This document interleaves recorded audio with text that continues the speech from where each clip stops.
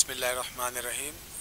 मेरा नाम है तहज़ीब खान और ये रिएक्ट रिडक्स सागा की तीसरी वीडियो है। लास्ट वीडियो के अंदर हमने रिड्यूसर समझा था कि रिड्यूसर हम क्यों बनाते हैं, रूट रिड्यूसर क्यों बनाते हैं। अब हम इसके अंदर इस रूट रिड्यूसर को हमने बनाया था जिसमें हमने ये वाला रिड्यूसर मर्ज किया था, यानी कंबाइन किया था। अब हम चाहते हैं कि इस रिड्यूसर को इस स्टोर में ऐड करें और हम अपने डेव टूल पे देखें कि हमारे पास रिडक्स तैयार हो गया है हमारे लिए। जैसे कि आप देख सकते हो ये कोड हमारा रन हो रहा है।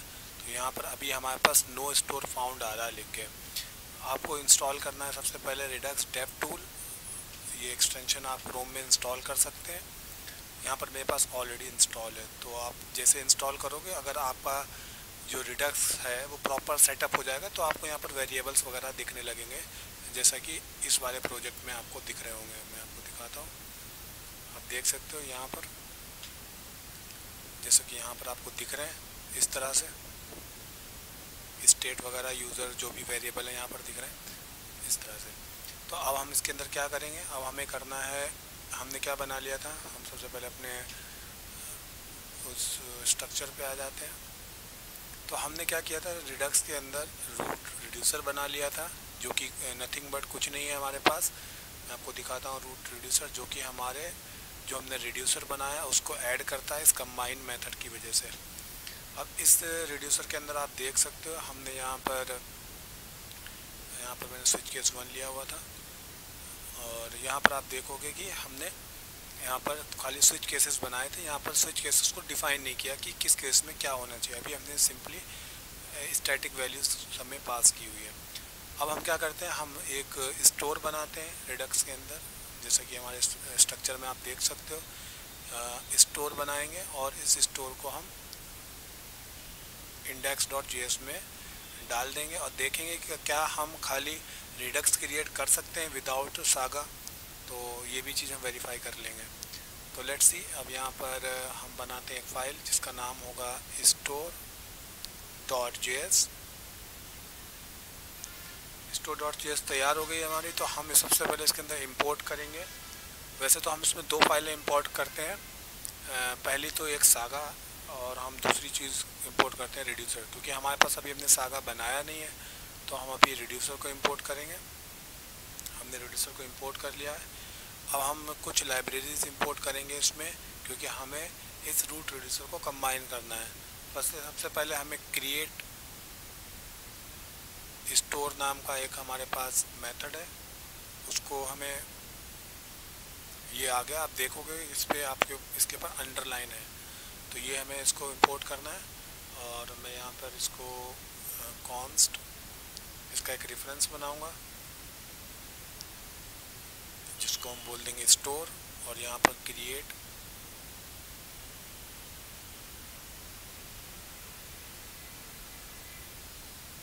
स्टोर। आप देख सकते हो उसके ऊपर अंडरलाइन है और ये अंडरलाइन ही होती है इसके अंदर।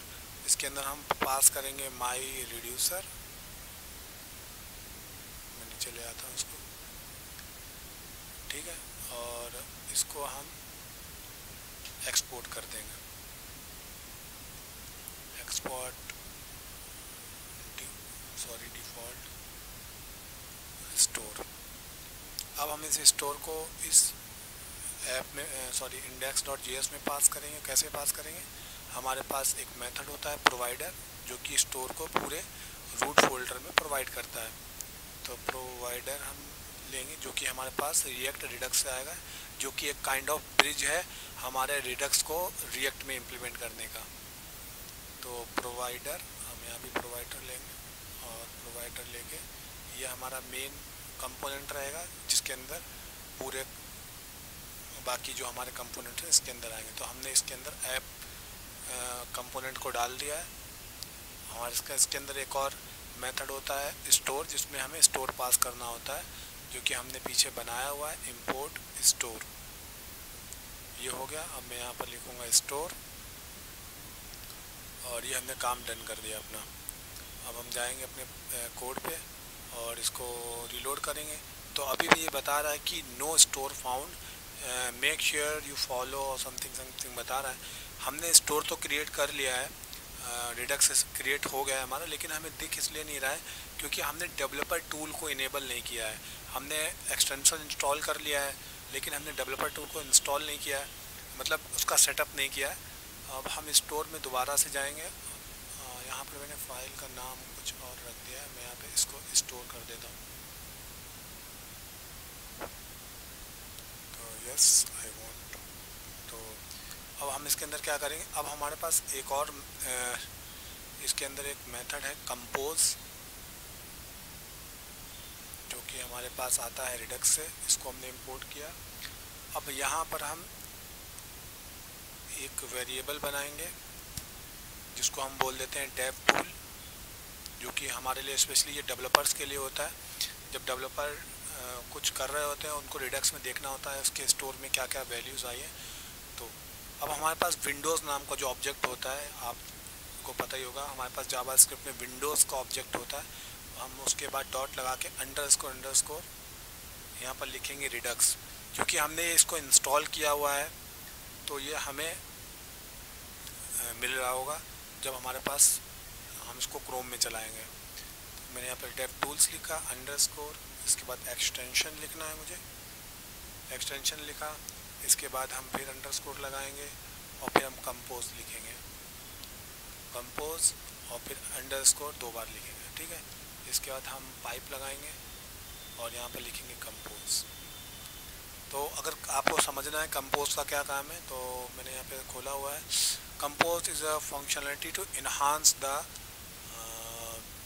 रिडक्स।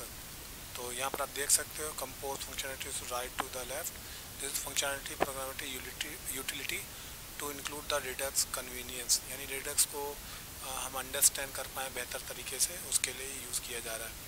और यहाँ पर इसका क्या एरर आ रहा है, ओके, तो हम इसको यहाँ से ठीक करेंगे,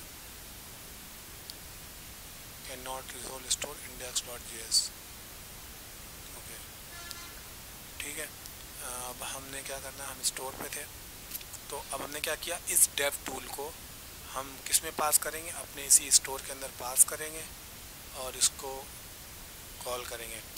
जब हमारे पास सागा होगा तो हम यहीं पर सागा को जो डिफरेंस होगा इसमें पास करेंगे।